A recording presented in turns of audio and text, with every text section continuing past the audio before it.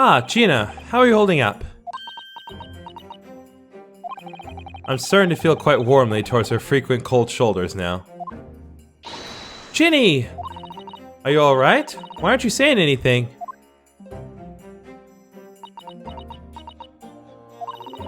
What's the point, eh? Why got all this trouble and fight so hard for the likes of me? What? Well, you saw it. That picture. What picture? Ah, you mean this? The photograph taken by Hurley's red-handed recorder. Well, I didn't think it would have captured a scene like this, that's for sure. It's hopeless. Anyone who sees that's gonna think I did it, ain't they? Well, I won't pretend it wasn't a bit of a shock when the prosecution first presented it to the court. Surely you got out of your doubts about me now. You can't still think I'm innocent. Of course I can.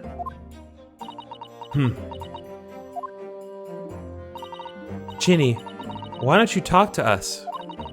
Tell us what really happened that night. Eh?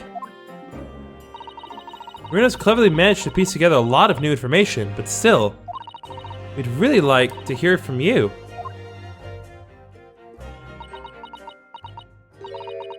Alright then. It was after we had that dinner together at your place, right, Iris? We all had a chat up in your office, didn't we? Yes, I remember.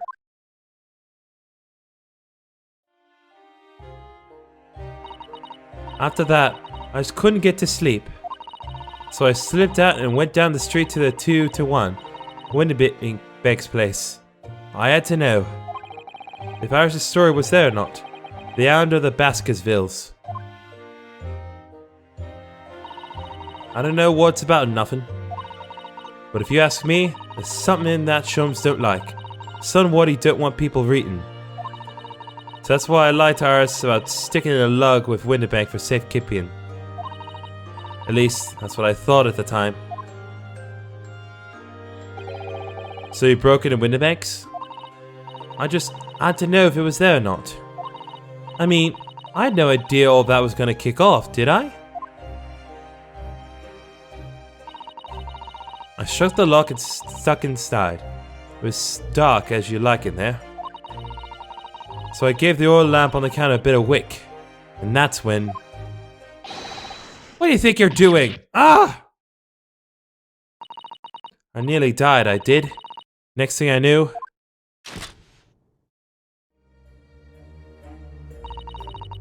I grabbed the gun off the counter and was waving it at the air like... I don't know what. Ah, you're the girl who was in here this afternoon. I didn't think pickpockets went in for armed robbery. The manuscript. Have you got it here? The Sholmes envelope papers with you? The story. I beg your pardon? The hound of the something or other. If it's here, I want to see it. I'm sorry, young lady, but I'd sooner die than relinquish an article belonging to one of my customers. I don't want it! What would I do with it anyway? I just want to see it's here, that's all. Oh, you want to see it, do you? I want to know if Sholmes really pawned it here or not. Please, just let me see it and I'll go. Oh, very well then. But for pity's sake, stop waving my gun around, would you? So then the old cove unlocked the storeroom door, and we both went inside. And it was there alright, the manuscript. Sholmes weren't lying after all. You did all that just to check for me, Ginny? Anyway, then it was a bit of a kick-up out in the main old bit of the shop. The Skulkin brothers arriving on the scene, yes. What was that noise? Someone's breaking in! Dear me, is there some burglars convention here tonight that I don't know about? I think I forgot to shut the door behind me. Sorry. I better go and take care of it. Could I possibly have my gun back? Oh, well I'll come with you and... Now don't be foolish, young girl. You must stay right here. Don't leave this room under any circumstances. And with that, he took the gun out of my hands and walked back out into the shop. I hung back in the storeroom like he said, straining my ears to the dark to hear what was going on. It sounded like they got into a bit of a scrap. I started to think I should help, see? So I was just about to go out to the storeroom myself, when...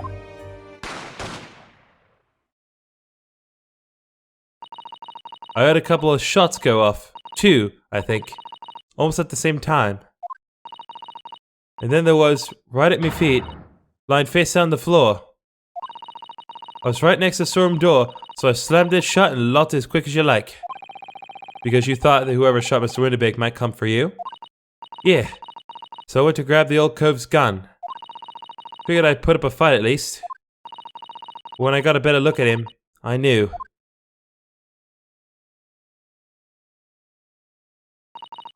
Winterbeck was a goner.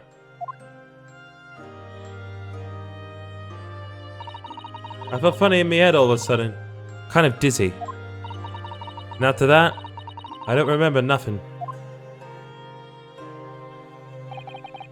That must be when you passed out, Gina. If I hadn't done what I'd done, the old cove might still be alive. Did you tell the police everything you just told us? Of course I did! They didn't believe a word of it, did they? All they said was, if I kept telling lies, it'd make things even worse for me.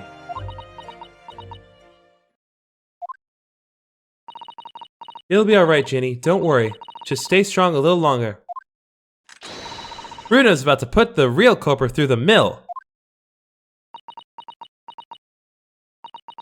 That cove, what was there in the afternoon?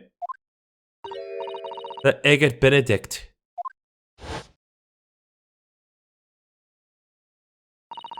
I still remember how he looked at me. Like I was nothing. He was there that night. We don't know his real name yet, but I'm convinced that he's involved somehow. Anyway, thank you for telling us what happened, Gina. I appreciate your honesty. You what? You can leave it all in Runa's capable hands now, Ginny.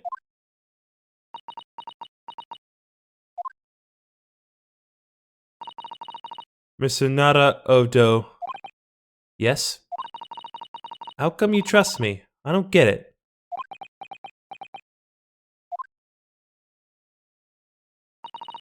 I mean, have you forgotten what happened here before? Come on, it was only 2 months ago. Me and McGill we told you a whole pack of lies. And you got the bog trotter off with him, even though he was the killer. No, I could never forget that. Oh. I did what I thought was best at the time. But the pain of that error of judgment doesn't get any easier to bear. Still, don't forget that I also made you a promise.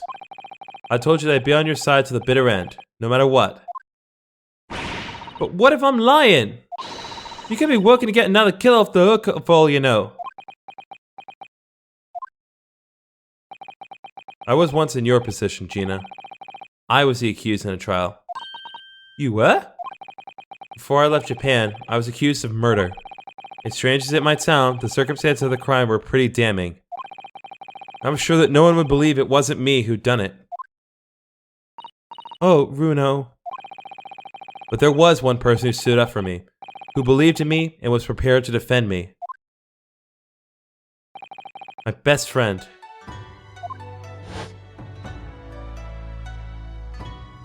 Ryunosuke, no one believes in you more than I do.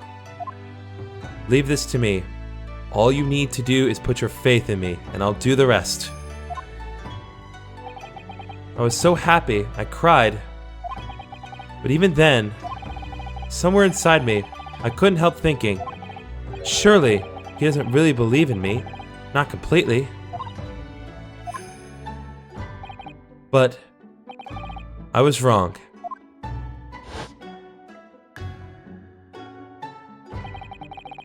As soon as my trial began, it was obvious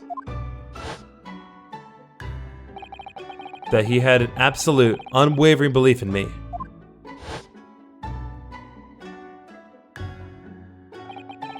And in turn, I developed an absolute, unwavering belief in him.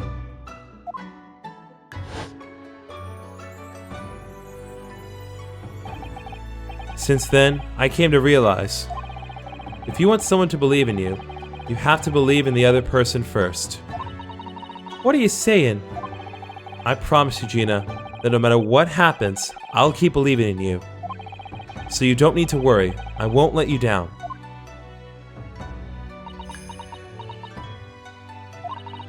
Even though I'm a diver and a no-good liar, you're not like McGilden. I know that. Eh? That's right. You're a friend, Ginny. Iris. We know you better than you think. And we've come to the conclusion that you're someone we can trust. Yes. That's really all we need to know. Exactly. Mr. Nara-Odo,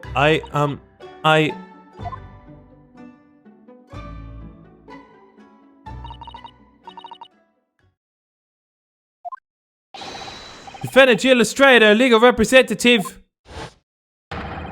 Court proceedings are about to resume. Please enter the courtroom immediately.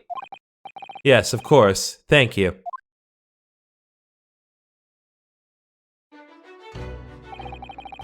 I'd been both a defendant and a defending lawyer in my time, so I knew only too well just how hard it was to put all your faith in another. And I also knew just how hard it was to bear the burden of another putting all their faith in you. This is it at last, the final chapter, the final battle. Wish me luck, Susato-san, and I hope you're watching over me too, partner.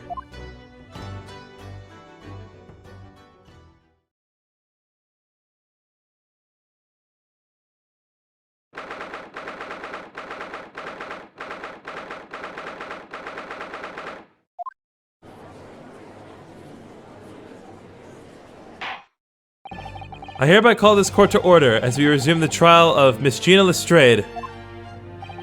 Lord Van Zeeks, have you successfully subpoenaed the witness? A subpoena was delivered to the communication station where the man works immediately, my lord. However, the heavy rain has delayed the arrival of his carriage, it would seem. I see. Then let us turn our attention to Inspector Gregson's presses of the case heard by the court this morning.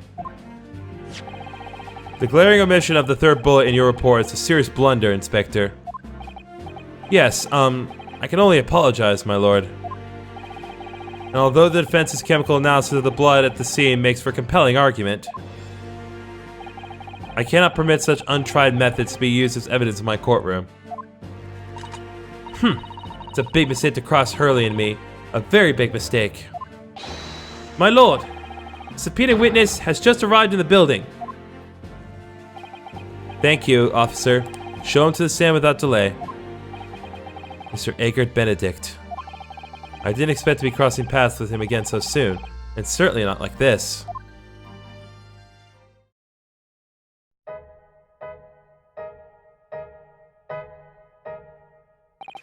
Thank you for complying with the court's subpoena and such short notice, sir.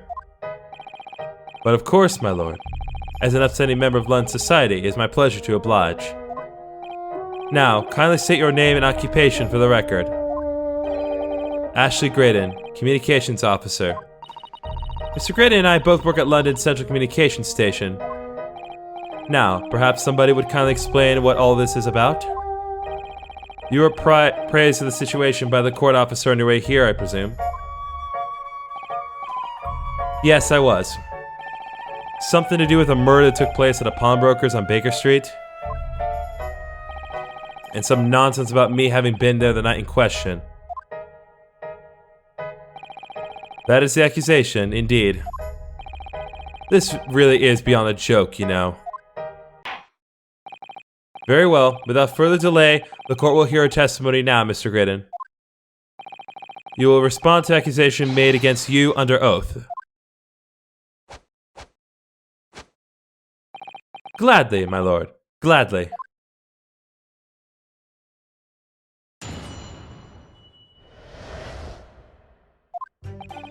Naturally, I have occasion to make use of pawnbroking services from time to time. But are you seriously suggesting I colluded with these thugs to break into the place on the night of the murder? I have no intention of admitting to such an outrageous accusation. Even if certain parties here present claim that my blood was found at the scene. Some Scaramouche detective's homebrewed tincture can hardly be taken as serious evidence.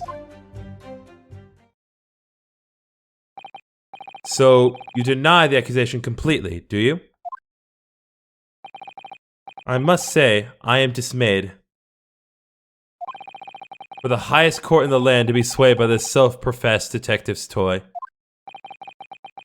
It was the will of the jury, and our great British justice system demands that the jury's will is upheld.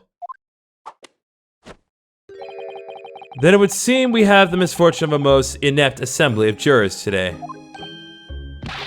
By golly! How long am I expected to be detained here? If, following the defense's cross-examination, your involvement in this matter has not been established, you will be free to leave immediately.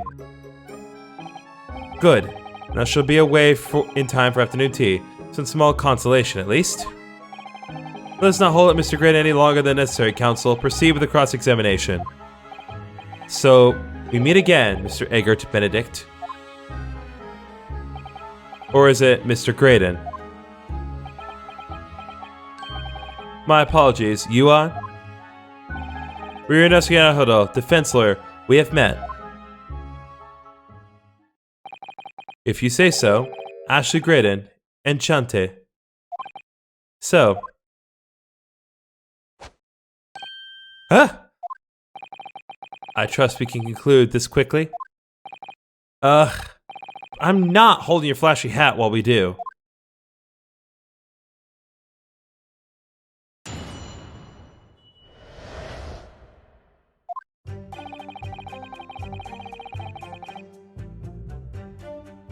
Hold it!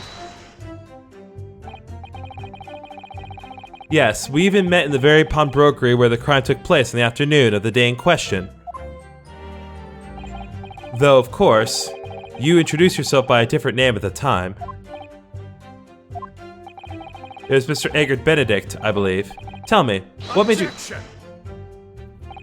The witness is here to testify about events that took place that night. He is under no obligation to answer such unrelated questions. You can't be serious. Thank you, because I certainly do not feel inclined to answer such an inappropriate question. So he's going to be evasive, is he? In an effort to not give anything away? This could be tricky.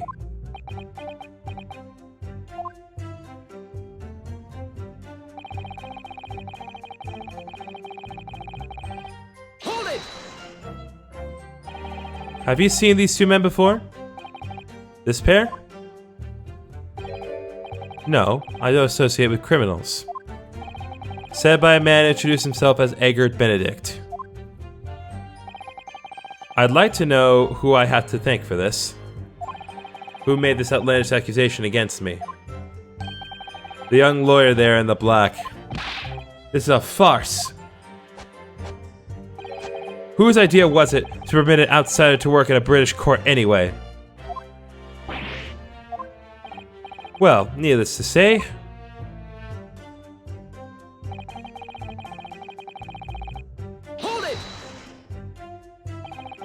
where were you around 1 in the morning on the night in question, sir? That's past the hour at which I would normally retire. Certainly, I was not in the company of these rapscallions. You're able to prove that? Objection! Listen carefully, my learned Nipponese friend, for you appear to be under a gross misapprehension on this point. What do you mean? The witness maintains he was not at the scene of the crime. He has no obligation to prove his absence. If your accusation that the witness was present at the scene, the obligation lies with you to prove your assertion. You will fulfill the obligation before putting any more unreasonable questions to the witness.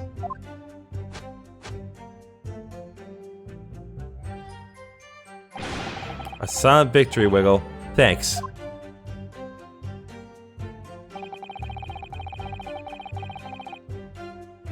Hold it!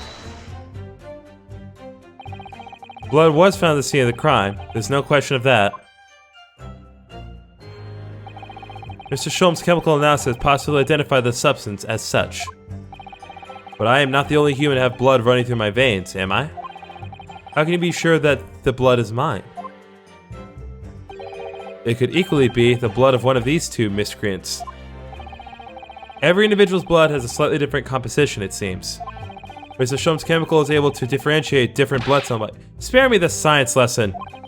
Who is this Sholm's character anyway? Oh, I assumed all Londoners would know the name. He's a renowned detective. So even you are unable to bring yourself to say, great detective. A great detective, you say? Now we're in the realm of fairy tales. Oh. Excuse me! You have something to say about that, Mr. Skulkin? What? Me? No, the Mr. Skulkin next to you. Right, I've had it to hear with this. How many times have I got to tell you? Yes, I know, you're not Big Bruv Skulky. Mr. Nash Skulkin. Cool blimey, Governor. You what? Is it not the case that when Mr. Graydon just spoke, a thought went through your mind? Would you care to share that thought with the court? Me thoughts?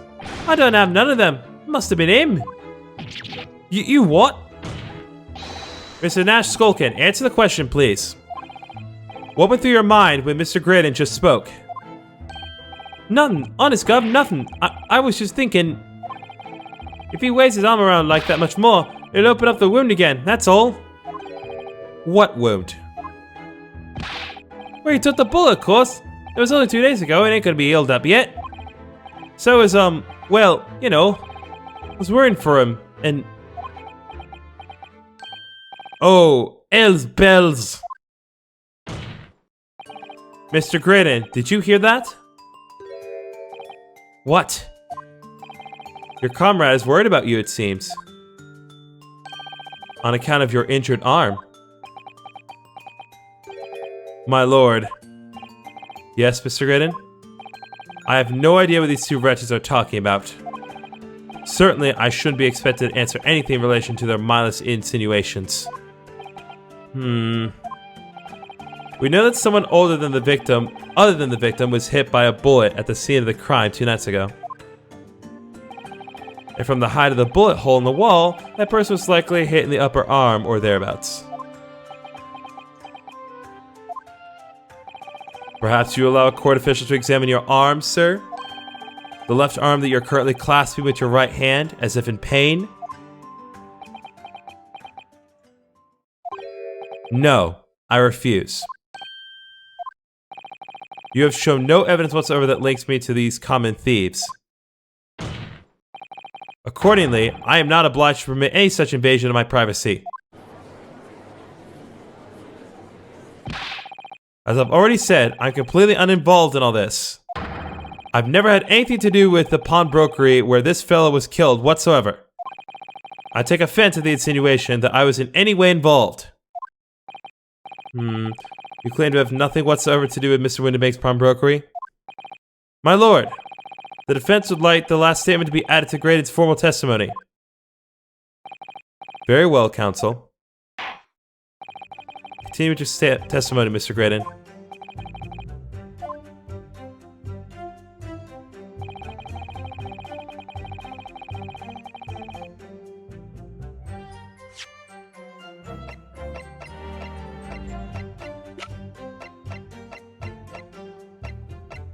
Oh, we got proof.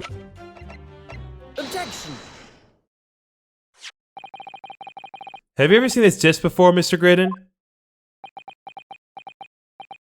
Why? Is this supposed to mean something? This disc was, until the day of his murder, in pawn in Mr. Windibank's shop.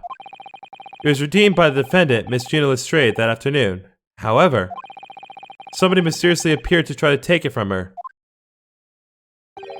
And that somebody was you, of course. Was it, Mr. Graydon? As I have reiterated numerous times now, you are mistaken. That was not me.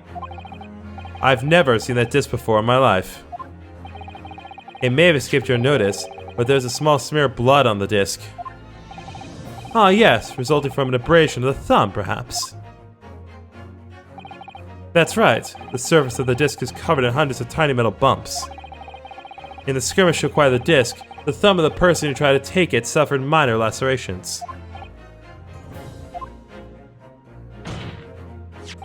So, while the disc bears the remnants of that skirmish in the form of the smear of blood, the thumb of the person in question must bear the remnants also, in the form of a scratch. Good gracious, indeed it must! Mr. Graydon, you refused to allow a court officer to examine your arm before. Are you going to refuse to allow us to examine your thumb? Because I have no doubt that it bears a small scratch consistent with the smear of blood on this disc. Well, well. It would seem I underestimated you. What is the meaning of this? So you admit it now? You admit you have a scratch on your thumb for when you attempted to take the disc from the defendant?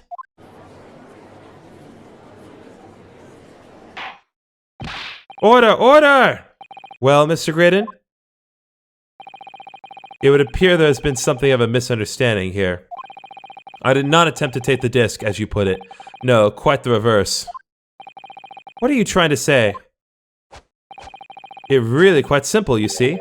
The disc was mine from the outset. Is there some crime in taking an item that you own out of pawn? What?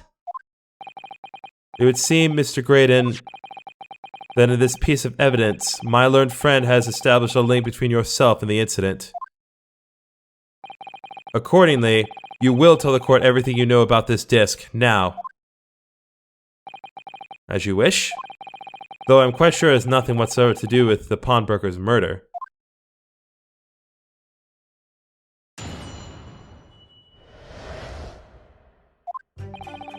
There's a note on the disc saying, "For McGilden," but the item belongs to me. The redemption ticket was stolen from me by the accused, the filthy gutterling, on the day in question. I proceeded at once to the shop in order to explain my situation and redeem my article. In the end, of course, the disc was taken by the police. In other words, I had absolutely no reason to break into the shop later that night.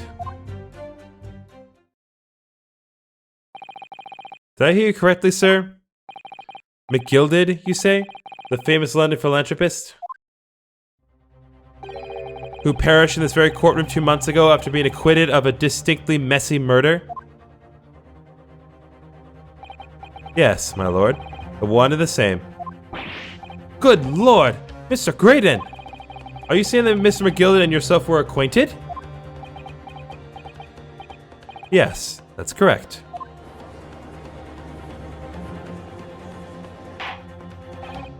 Order! Well, I certainly didn't expect to hear that name uttered in here in my courtroom again. According to what Gina told us, this disc was placed in pawn on that fateful night 2 months ago. McGilded himself gave instructions to deposit it at Windybanks. It's funny that Mr. Graydon here is claiming the disc belongs to him then, isn't it? In all likelihood, he's lying. So he appeared that afternoon at Windybanks in order to get his hands on McGilded's disc for some reason.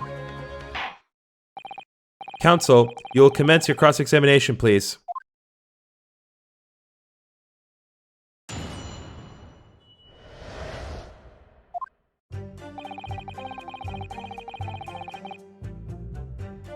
Hold it! Would you care to explain how this belongs to you? As you will observe, a communications officer such as myself commands a fine salary. You are certainly exquisitely dressed, sir. So you see, I have little need to make use of the services provided by the pawnbrokery trade. However, I did once find myself in difficulties having misplaced my purse whilst on an errand, which is why I pawned my fine black overcoat to the broker in question. You claim that was your overcoat? obviously, and in my haste, I clean forgot that the music box disc was in the pocket.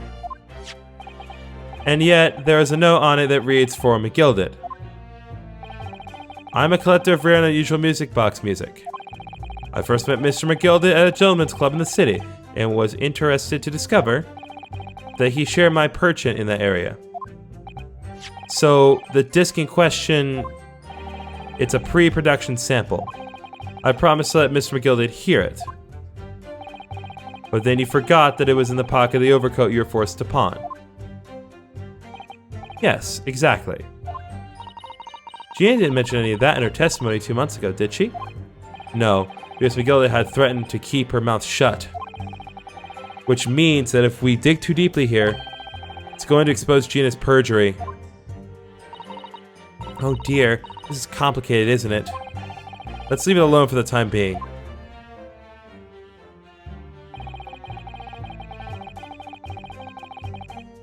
Hold it! So you're saying that Mrs. Stray lifted the ticket from your pocket or bag? That's right, despite being mindful of danger when walking in the insalubrious areas her kind frequent. Objection! Mrs. Stray did no such thing. Well, of course you would take that stance, but the girl's a regular offender. You came to the pawnbroker that day prepared with all the information you needed to identify the defendant. You were looking for her. That's what brought you to Windibanks. To get your hand on Mr. McGilded's disc. Objection! My learned friend is a veritable font of nonsense. Nonsense? I concur with the prosecution. Counsel, you will refrain from conjecturing in this way. Is that clear? Yes, my lord. Then I will continue with my testimony for what possible use it can be. I proceeded at once to the shop in order to explain my situation and redeem my article. Hold it! Had you ever been to Windibanks before? Only once, for the purposes of pawning something. But like many, I enjoy browsing in such establishments. So when you noticed that the pickpocket had taken your ticket, you chased after her. Is that correct? Yes, that's right. I didn't notice at first, of course. Such is the art of the pick purse. But when I did, I headed to the pawnbrokery at once, in order to reclaim my coat before the thief could. I was merely trying to recover what was rightfully mine in the first place. He gets to say what he likes because he knows we have no evidence to contradict him on this. In the end, of course... Hold it! Yes, it was taken by Inspector Gregson here, wasn't it? That's right. This was the very man. Apparently the police are collecting anything that has a connection to Mr. McGilded. Right. Oh. Excuse me. Is there something wrong, Inspector? What do you mean? The last remark Mr. Graydon made in his testimony seemed to trouble you in some way. No, it didn't. It's nothing. Leave it alone. Let me ask you this, Inspector. Why Scotland Yard gathered Mr. McGilled's possessions? I can't tell you something like that, Sunshine. What is it, Inspector? Investigative secrets? Yes, exactly. We should know all about that. Madness McGilded, who died so unexpectedly after his trial 2 months ago. A man renowned throughout the capital for his great contributions to public life. Yet, he had a dark side too. What are you going on with this, Van Zeeks? I suppose the police are dealing with the aftermath of his nefarious activities, are they? That's enough! Coppers like me have duties to carry out that we're not at liberty to talk about. That's all you need to know.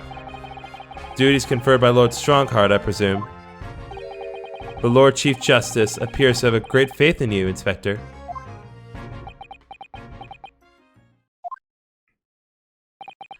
The bottom line is, if you want to get more out of me, you're going to need Lord Strongheart's paw print first. What's all this about? It's like there's something going on between Gregson and Lord Van Zeeks here. Well, it would appear that the inspector has revealed all he is at liberty to reveal.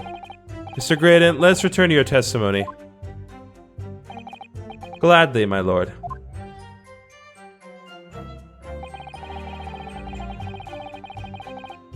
Hold it! But perhaps you'd seen something of value among the forfeited items? No, not at all. Oh. A valuer was brought in by the police to assess everything in the shop. Without exception, every article on the shelves was common or garden bric-a-brac. In that case, it's clear that you broke into the shop later that day in order to recover Miss McGilda's disc. Have you not been listening, man?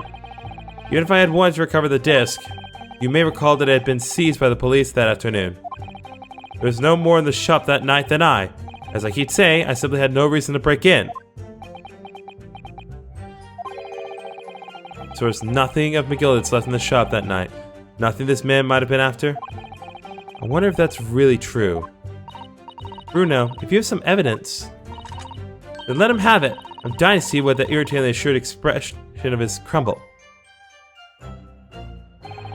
McGilda slipped the disc into his coat pocket and had deposited Windibanks. Then, when he realized he was going to be arrested on suspicion of the omnibus murder, he threatened Gina and forced her to take the redemption ticket. There's no doubt about it, that witness is lying through his pearly white teeth. Police were obviously after anything left behind when McGill did as well. That's why Inspector Gregson ended up taking the disc into custody that day. But Gregsy's being very strange about all this. There must be a reason for that, I'm sure. I just don't know what it is. For now, I need to focus on exposing the fact that Mr. Graydon is lying in his testimony.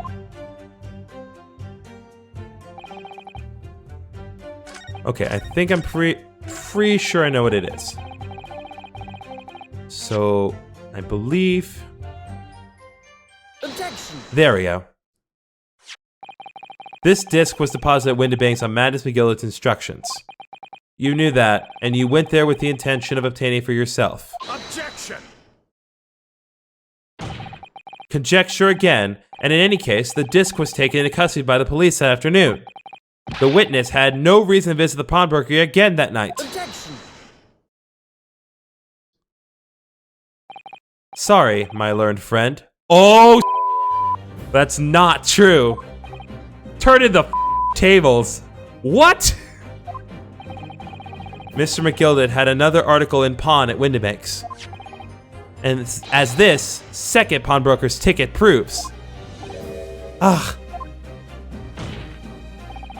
There were two articles belonging to Mr. McGilda in Windibank's pawnbrokery.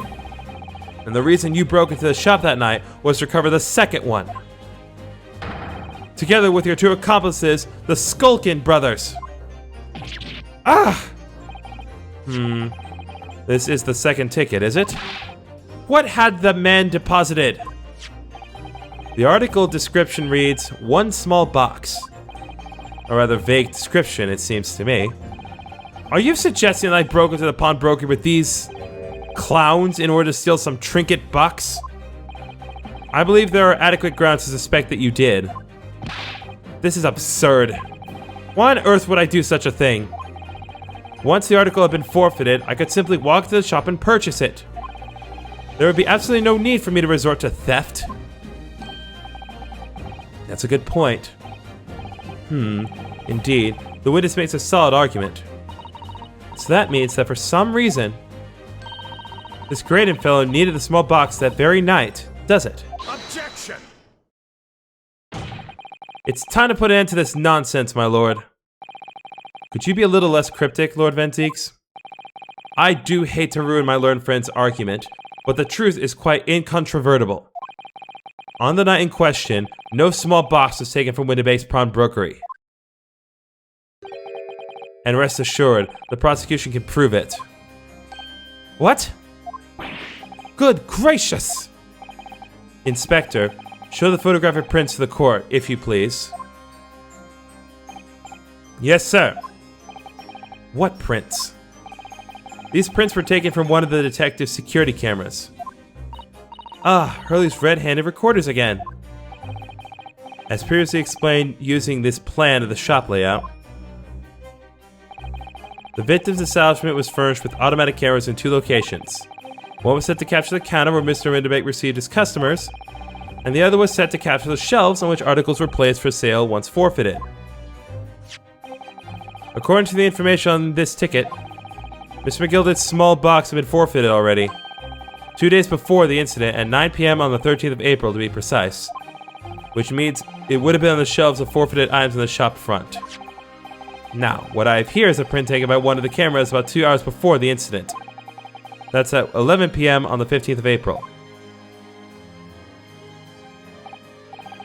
Victim certainly had a very full shop, it would appear.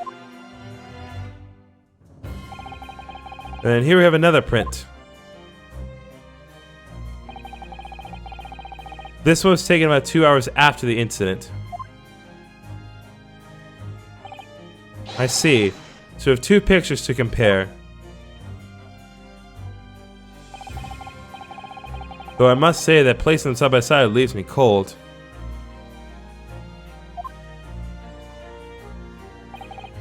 Dear me, it's starting to make my head ache. Obviously, at Scotland Yard, we consider theft as one possible motive in this case. We explore the possibility that something had been taken in addition to the victim's life. So your men have already compared these 2 prints thoroughly, Inspector? Yes, sir. We counted every single item in each of these 2 photographic prints. And the Yard's conclusion is that exactly the same number are present in both. In other words, nothing was taken from the pawnbrokery on the night in question. And my learned friend's assertion is nothing more than a hopeful fantasy. Ah! I don't believe it. If I could have just shown that he'd stolen McGilden's pawn box, I might have been able to break him down at last. You know what, Bruno? I've been thinking. I wonder if these 2 photographs really are exactly the same. What? So, counsel, in light of the evidence put forward by the prosecution, what is your position? It seems that in fact, on the night in question, nothing was stolen from the victim's establishment. Do you accept the prosecution's assertion? I don't know. Could there be some hidden discrepancy in these 2 photographic prints somewhere?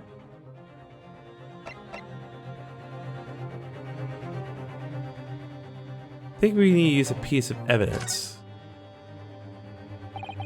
Before I give my answer, my lord, I'd like to try something if I may. Try something? What do you mean, counsel? I'll need to use a certain piece of evidence from the court record to identify the discrepancy. I'm not entirely sure I follow. What piece of evidence do you intend to use to help you identify a discrepancy between the 2 prints? It's the stereoscope. Take that! I'd like to use this device, my lord, to view the 2 prints stereoscopically. Ooh! Yes! You've caught the bug at last. You can't resist it, can you? You've got the cross-eyed compulsion. Juror number 3, what a surprise. Come on, Bruno. Let's put these pictures in place and see what this wonderful contraption shows us. There we go. Now look through the eyepiece.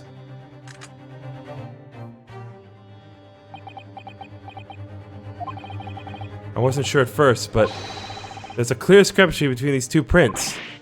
What? You must identify the location in question for the court, counsel. Indicate the precise location of the discrepancy of which you speak. Gee, how about the one specific location that's not super blurry? Like, really? Take that! Granted, these 2 prints are almost identical. However, there is one minor discrepancy between them. What? And when you view the 2 pictures stereoscopically,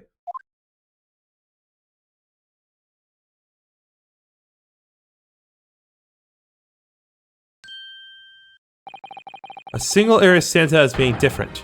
The location of this small box. Let me... Wait. Unbelievable! Just this face. By Jove, you're right! Extraordinary! What the heck? Everyone looks so goofy when they're cross-eyed. What this tells us is very simple. Mr. McGillicud's small box was indeed not stolen from Windibanks on the night in question.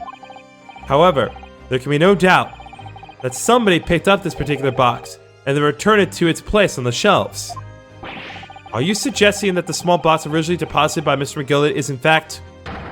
Yes, the very same small box I just identified in those photographic prints. Objection! Mindless guesswork. What if it was?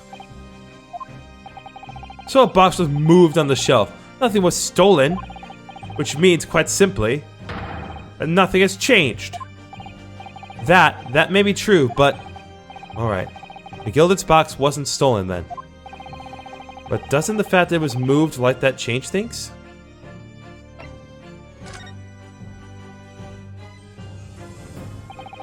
I believe this changes everything about the case. How can that possibly be? The crucial point is the fact that what was moved was a small box. In other words, we have to consider what might have been inside that box. What are you suggesting?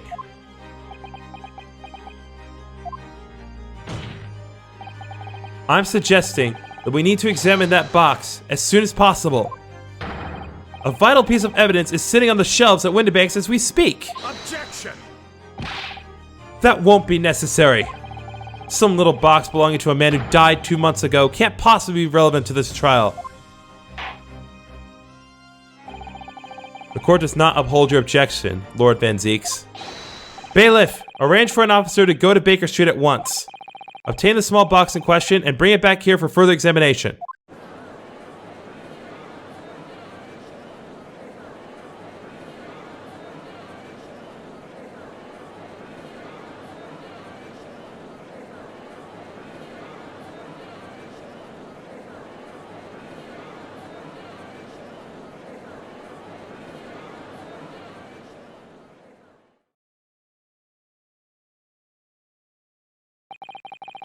We should have a report within half an hour. I think perhaps we should recess for a short while until the evidence is brought forth. To be hoodwinked by such a farce. Disappointing. I beg your pardon, Lord Van Zeeks? This is nothing but a smokescreen. A Nipponi's specialty, it would seem. What are you trying to say? My learned friend has persisted with the same line of reasoning from the very beginning. That this witness's intent was to steal an article belonging to Mr. McGillicud from the pawnbrokery. Yet common sense tells us that none of the articles have value enough to be worth stealing in the first place. Exactly. It would be beyond absurd to break into a place for the purpose of stealing such commonplace property.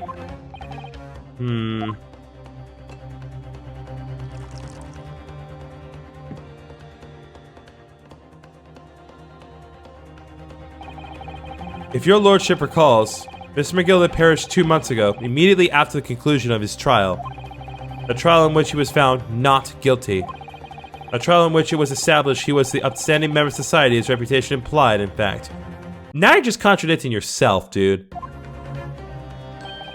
So I propose a toast to my learned friend and his most insightful defense. The articles this upstanding member of society pawned were entirely ordinary. A black overcoat that just happened to have a music box disc in one of its pockets, and a small box. I assure you, I wouldn't accept even if that man tried to make a gift of such things to me.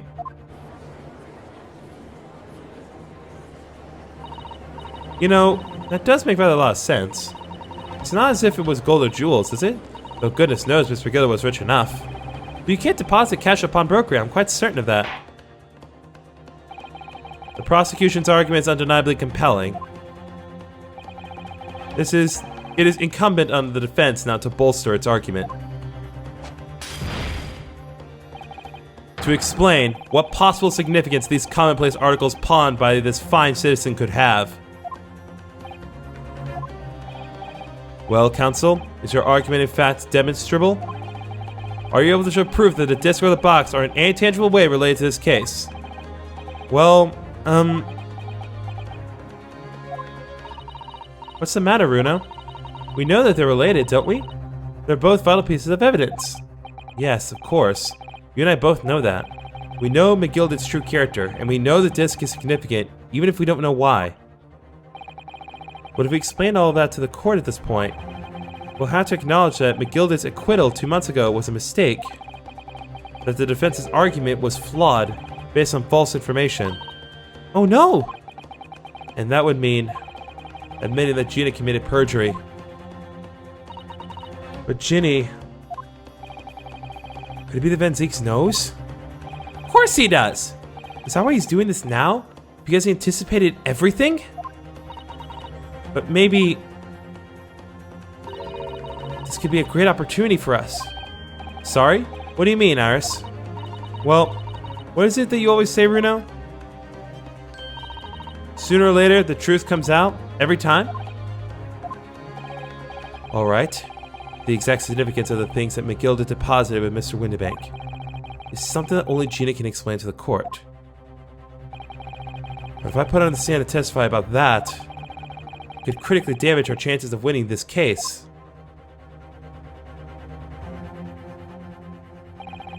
What's the right thing to do here?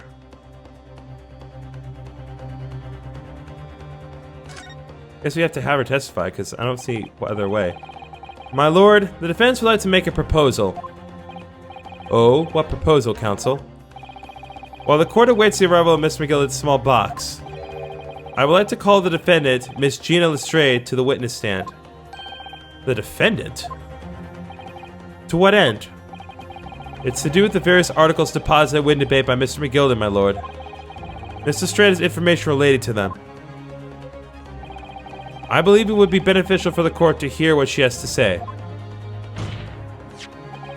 It will prove the significance of the articles in question once and for all. Well, well, it's becoming interesting. I presume you've considered the implications of the testimony you're proposing. In particular, the impact it will have on the accused standing, and indeed your own. I have. Lord Van Zeeks, would you care to explain that last remark?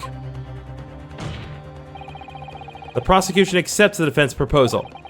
I move to interrupt the cross-examination of the current witness and hear from the accused herself.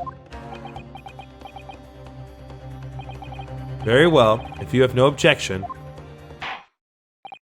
So, the court will now hear the testimony of the defendant, Miss Gina Lestrade. Your witnesses currently in the stand may step down until further notice.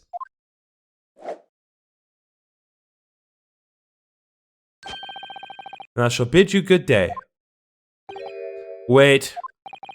You, sir, shall remain in the stand while Miss Lestrade testifies. As you wish. Alright then, Gina. It's time. I know this will be hard, but please, put your faith in me here. Good luck, Runo.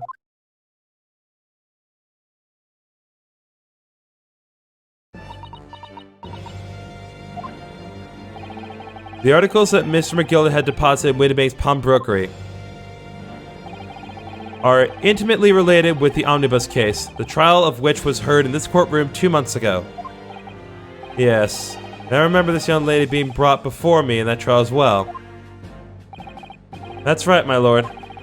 Her testimony helped to establish the innocence of the defendant, Mr. McGilded.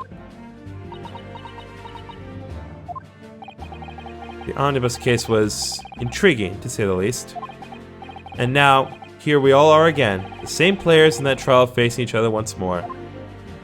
A twist of fate, perhaps, my Nipponese friend.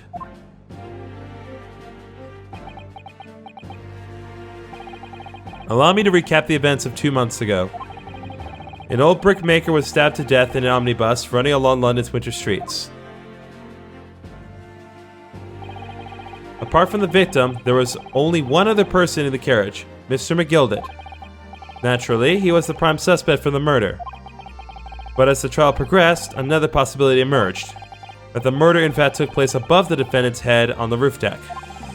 with the body then being dropped through the skylight into the carriage below.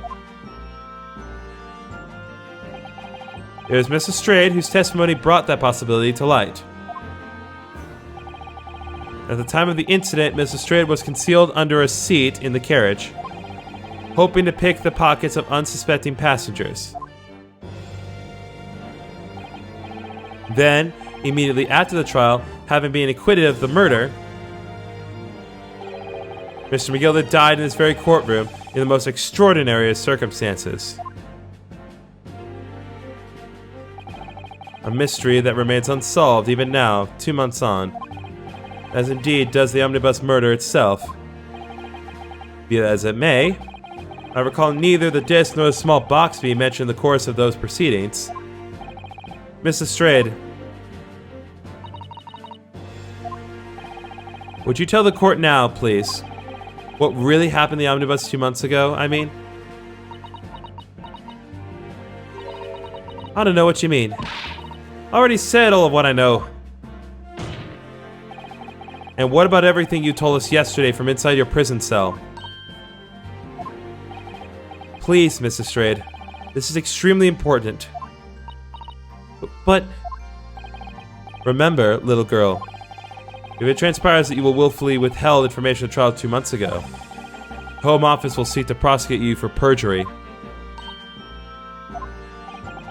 And naturally, you will lose all credibility as a witness.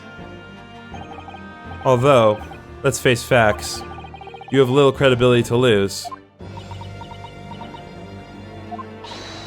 Ginny, don't listen to him. Please, you have to trust Runo now. Iris, we're on your side.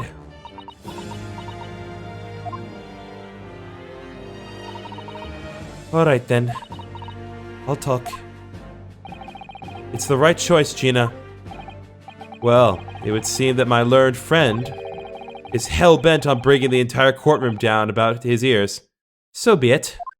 I must confess I'm struggling to understand what on earth is happening here.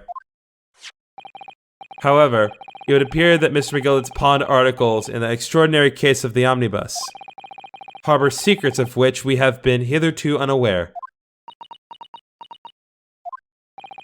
So, Mrs. Strayed, you will now give your testimony before the court about the events of 2 months ago. You will reveal the truth, a commodity sorely lacking in your original statements. This is it then. Everything's going to come out. Like Van Zeek said. This could bring the whole courtroom down about my ears, but as a lawyer, I'm prepared to take that risk.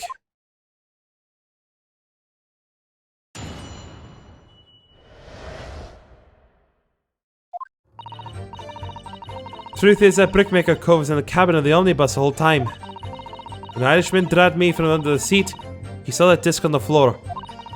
All of a sudden, I heard a scream from over my head, and that bear of the roof deck went to call the cops.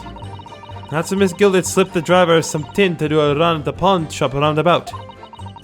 He threatened me not to snitch, not to say nothing to no one about what I'd seen or heard. Good grief, this is outrageous.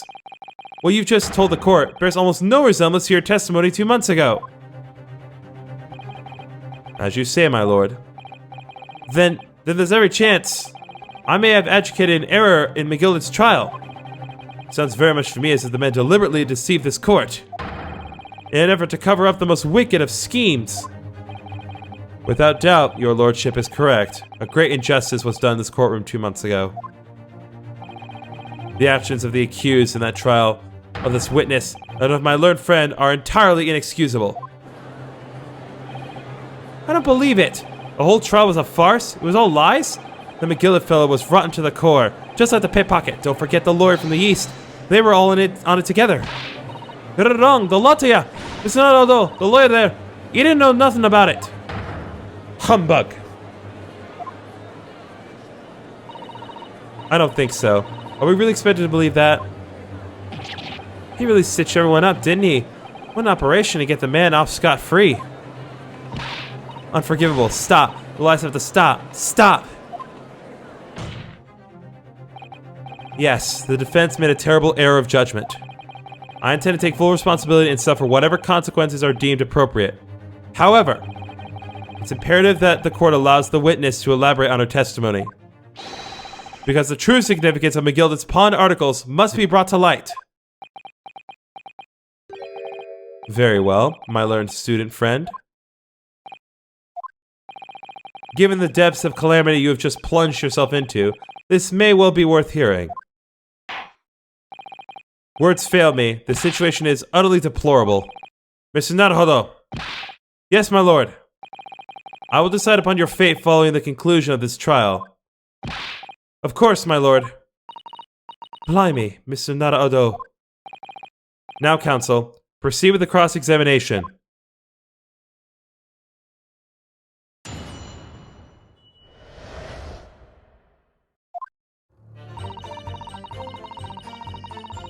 Hold it! And you were hiding in the cabin at the time as well, weren't you, Miss Lestrade? If I remember rightly, in the storage compartment underneath one of the seats? Yeah, that's right. It's pitch black under there, so you can't see nothing at all. Now, in your testimony 2 months ago, I feel certain that you claim Mr. McGilded was the sole passenger, did you not? False testimony, my lord. That's what he told me I had to say. But it's important that you tell us the truth now. Were McGilded and the victim acquaintances? I don't know. But I did hear him talking a lot. What were they talking about? Well, I couldn't hear too well, but if I had to say, I think it was about money or something. He kept talking about buying and not buying.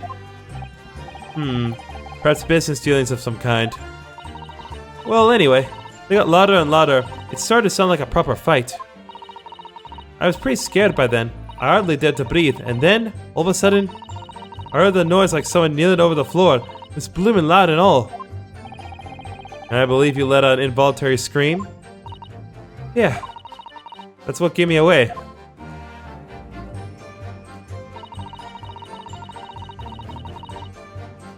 Hold it! Was the disc you saw this disc? Yeah, I reckon it probably was. It was right next to the cove lying on the floor. Could this disc have belonged to the victim, perhaps? I don't know, but McGilded picked it up pretty smartish. And then he sat in the cove with the knife in his belly up on his seat. What did he say to you at that time? He told me not to say a word about what I'd seen, heard to no one. About the disc and all. I was dead scared. The way he was looking at me, I thought, if I didn't go along with it, I'd get stuck with that knife too. Then he started asking me a load of questions. Like what my name was and where I lived and that. He asked me about being a diver too. But after a while, what had happened in the carriage was noticed. Yeah, that's right. First it was a kind of rapping noise.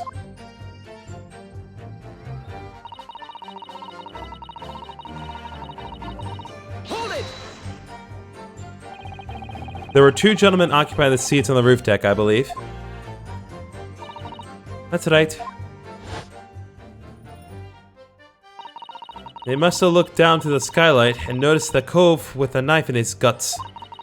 When they screamed, the driver pulled up the horses and McGilded got me out of sight. Out of sight? Where? Back under the seat where I started off. Once the carriage came to an halt, the 2 coves on the roof ran off to fetch the slopes. If they immediately left to fetch the police, it would appear they were entirely unrelated to the incident. So that left Mr. McGilded, the driver, and you still at the scene. Yeah, well the driver didn't know I was there because I was under the seat. I heard the cabin door open and a voice from outside. The driver, yes. He also testified in the trial, I believe. A fellow who went by the name of Beppo, if memory serves. What did McGilded and the driver say to each other? I don't know what happened. It's stuff like that, mainly.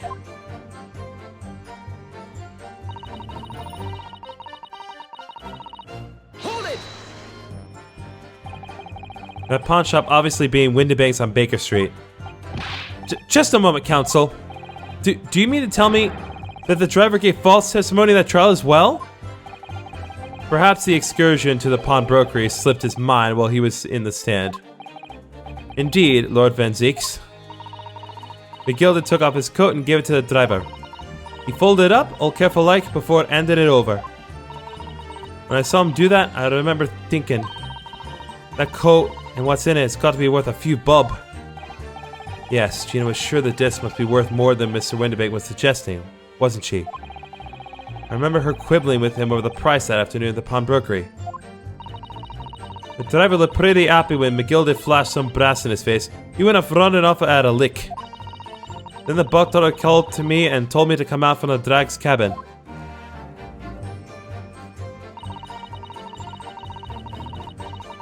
Hold it!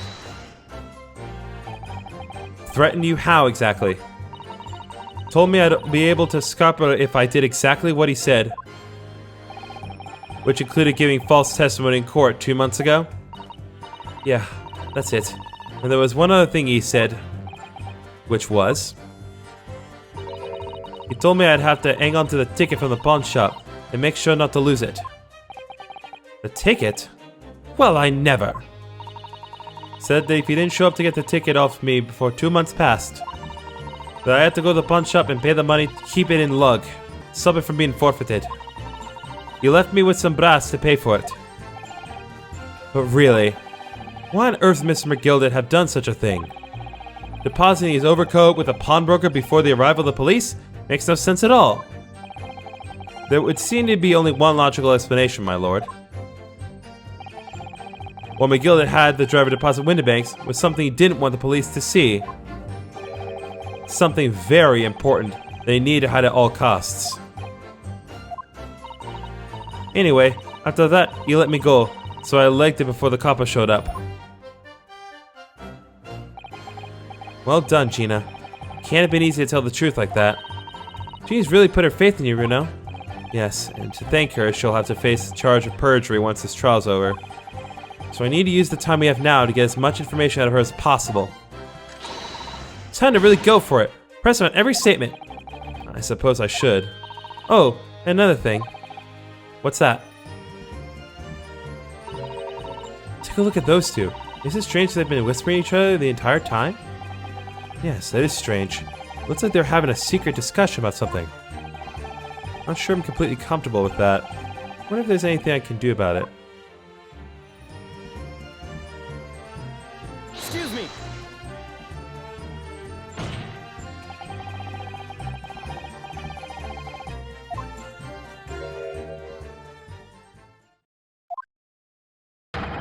Inspector! Mr. Graydon!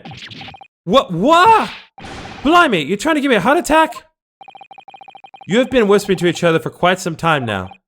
Tell us, what is the discussion about? Discussion? With this fella? Pull the other one, sunshine. You think I've got anything to talk about with a shady gent like this? And I have nothing to say to this uncouth detective after he deprived me of that disc that was rightfully mine. But they've clearly been talking the entire time I've been cross-examining Gina. It's as if they've been negotiating.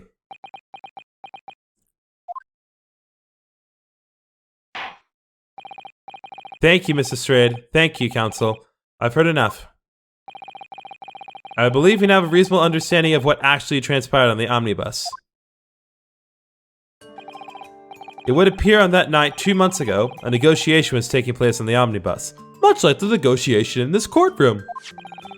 Negotiation concerning this disc, however, matters did not run smoothly. When the parties involved began to quarrel over the price, McGilda took what he wanted by force. At the expense of another man's life. Which proves my point. The disc is clearly extremely valuable in some way. Although I don't understand why as yet. And 2 days ago, precisely 2 months after the omnibus incident, McGilda's coat and its contents were due to be forfeited. I didn't know what I should do with the ticket. I mean, the cove died right after his trial. I knew that. So you decided you would try to claim the articles as your own. Well, why not, eh? They were only going to be forfeited. Why shouldn't I have got them? Anyway, you can't blame me for thinking about it. Thinking ain't no crime. Mrs. Strayed, it would appear Mr. McGilda was prepared to kill in order to take possession of this disc. Do you know why that would be? Eh? I ain't got a clue. But I reckon it must be worth a fair bit of brass. He was probably gonna sell it. And you can't blame me for thinking that. Thinking ain't no crime.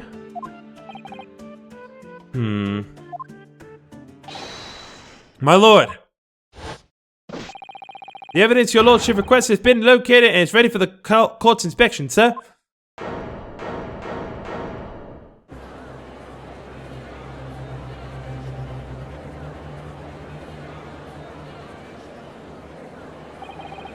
The mysterious little box deposited by McGilda 2 months ago. There's no doubt in my mind it's a key piece in this far-reaching puzzle.